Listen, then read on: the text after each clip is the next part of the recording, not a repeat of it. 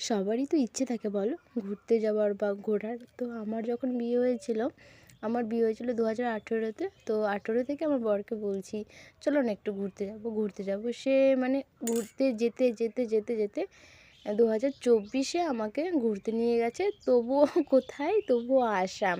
সেটাও আমার কাছে অনেক ভাগ্যের ব্যাপার যে তবুও নিয়ে এসছে। আসামটাই আমার কাছে অনেকটা ভালো একটা জায়গা। তো এখানে আসার পর এখানে অনেকগুলো মানে এখানকার লোকগুলো বলছিল যে ঘোরার জায়গার মতো এখানে আছে, যে বেহুলা লক্ষীন্দরের যে ঘাটলা করা একটা জায়গা আছে, ব্রহ্মপুত্র নদী যেটাকে বলে। তো আমি, আমার বর, একটা দাদা বৌদি ওখানেই গিয়েছিলাম।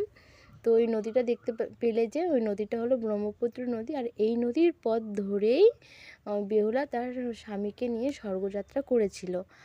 আর এখানে মানে বেহুলার দিদি যা থাকে নেতা ধুপিনী, উনি এইখানেই দেবদেবীদের মানে এই ঘাটেই দেবদেবীদের জামা কাপড় কাচতেন।